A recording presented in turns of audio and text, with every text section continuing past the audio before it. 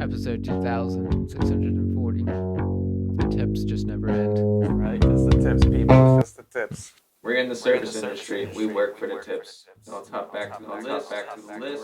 Oh yeah, bussing. We're going to talk to you about this bussing. But don't forget, when you talk about your mixing and mastering and whatnot, it's all about your headphone space. If you got crappy headphones, you might not hear this. I have my friend Paul here. Yeah, what's mixing? What's good? An excellent bass player. Thanks, Been sir. in the music industry Brian his is, whole life, pretty much. Brian is known as Sir Mix-a-Lot. I've been dibbling and dabbing for about 2 decades now. But who's counting? So the main purpose of this video is not really designed for somebody like brand new to audio, but I've been just trying to boil down my tips and tricks that I've found over the years, especially with Logic Pro, but it could apply to any DAW or any audio editor. That's right, whip it down, breaking it down for you. You want to start out with project organization, file storage. You might want to have a specific drive to keep your files on. File naming, you want to name tracks after instruments and not band members. You want to use numbers so that stacks nicely. Keep it nice and organized. Yeah, all the drum tracks are all in order. Coloring the tracks, label, intro, verse, chorus. We'll put that on this video this time. Rating takes. One trick is you can rate takes with the number of claps. Drive reference track for comparison. I use that whenever I want an A/B comparison of my work with clients. They get to hear the raw version. So we got dry, super wet, super wet. Adjust volume levels of all tracks. We did that last time. Tried not to be a perfectionist about it yet because the volume levels are probably going to still be changing, especially when we put on effects. And we gave some suggestions about pan numbers last time. Now we move on through 4, 5, 6, and 7. Putting effects on the master bus for top-down mixing. We're going to put effects on the individual tracks. Automation you want to save for last. That's when volume faders, for example, automatically move over time. We're going to do that for last because... Right. Pump the brakes, pump the brakes. Don't get too excited, folks. Yeah, like I said last time, you just don't want to go down an editing road and then realize you have to redo stuff. Yep, we've done that like 6 times a day. We're not doing that again. I know. Let's get to it. All right, back to the mix. Bass cut on the vocals. It's going to be real subtle. You to stay. Throw that bass cut in there. Nothing left to say in the long. And again, you might not hear the difference depending on your quality of headphones. You to Exactly. stay. But we'll get to that in a second. And back in the studio with us again, we have... Oh yeah, this is, the band is Santiago, and the track is Let the Music Fade Away. That's right, Santiago. Little Anchorman reference there. You want to put on.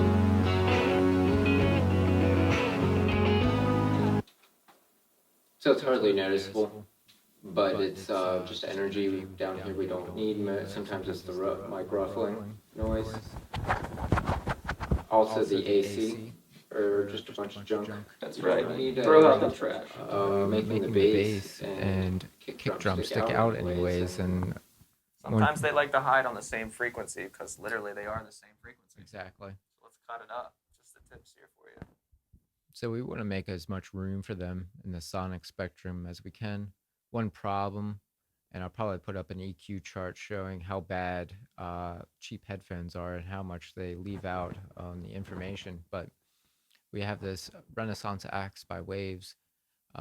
Just to be clear, it does not raise the bass up an octave, but it does kind of saturate the frequencies that are up an octave, so that way you get to hear it.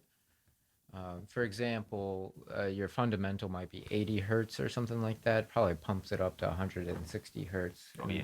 Doubles the hertz number and makes it more obvious. Nice and juicy.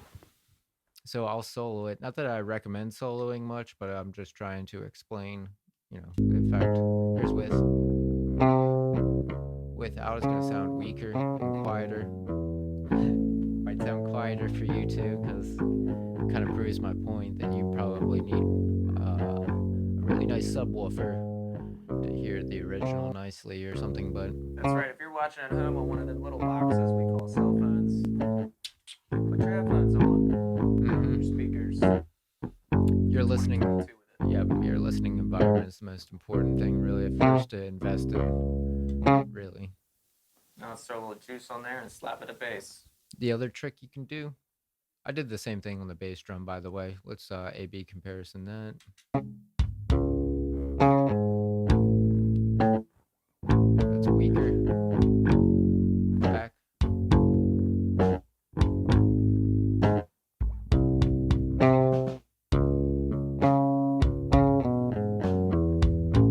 Now we'll try an even fancier trick. We'll do sidechain compression. Notice I have audio 2 set to kick. So every time the kick happens, the bass guitar is being cut by a few decibels.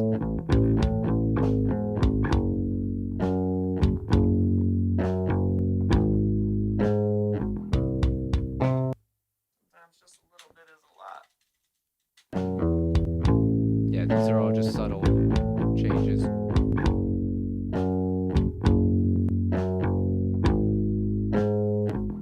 We might actually be able to like put the bass drum down a little bit there.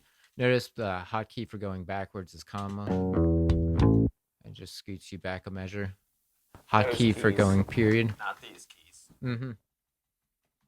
Though you could set that up, but that's a topic for another video. Yeah, we'll get there later. Tune in for episode 26.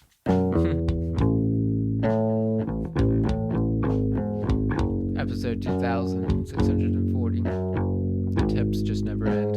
Right, it's the tips, people. It's just the tips. We're in the service industry. We work for the tips. So I'll top back to the list.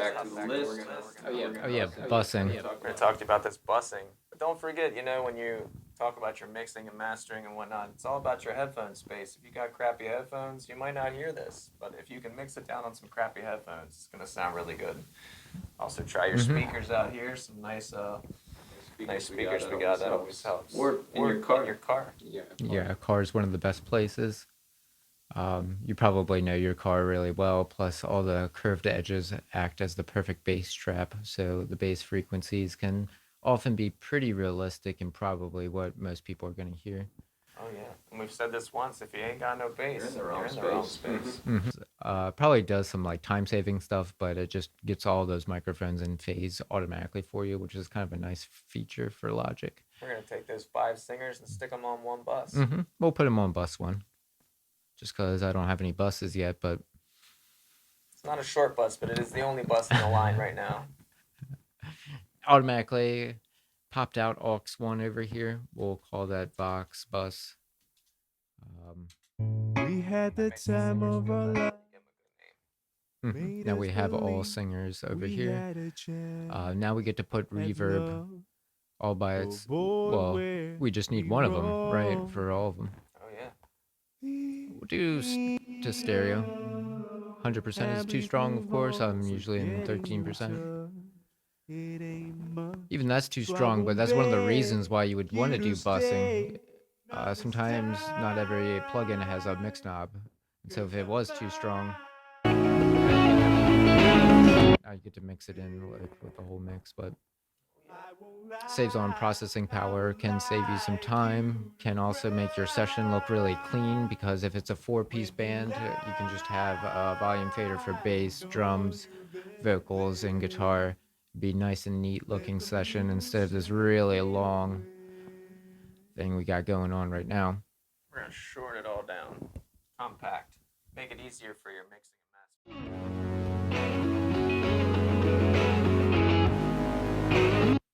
I think the doubler is a good example of a plugin that doesn't have a mix knob. It's very strange. This was originally a mono track too, and just keep in mind, sometimes you have to click the 2 stereo option, especially if you want, well, it's not here now, but sometimes you have to do that because it was originally a mono track, and if you want panning and stuff like that to show up, you have to make sure you're in stereo. This kind of does automatically what we were talking about last video, where it automatically duplicates the volume, voice tracks and pans them out left and right. Even detunes them and even changes the gain and delay on them. Basically makes it sound like an overdub for you. One problem though is no mix knob, so it's too strong. It's always too strong at first. 'Cause I'm fine with without you there. And then without. I won't lie, I would like With. you to cry. Kind of robotic sounding, but we could always blend that.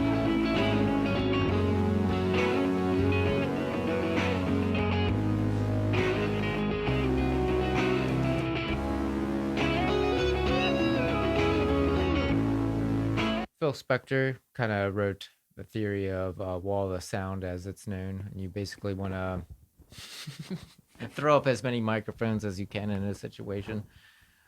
Paul's got his lav mic on, but that actually failed last video. Luckily, we have the Rode microphone on the camera kind of turned out, and I had to do a lot of Edward Scissorhand editing to You never have too many mics, you know. yeah, to get it to work. So that's also one reason too why there can be a ton of tracks in your session, because I'm definitely one person that will just throw a ton of microphones at a situation. Absolutely. Make sure you catch them all. Mm-hmm. Ghostbusters. Some people use 2 mics for miking a guitar cabinet. Some people use 2 mics on vocals, etc., etc. Talked about all the tips I wanted to talk about. There's Cambridge MT is where we got these tracks from. If you want to practice mixing and mastering unedited stems yourself, you can also follow along there. Shout out to Cambridge MT. Check it out. Thanks for tuning in to another session of Mix and Mastering with the mixologist. Thanks to you. I was like, what are we calling ourselves again? I forgot. We'll get there.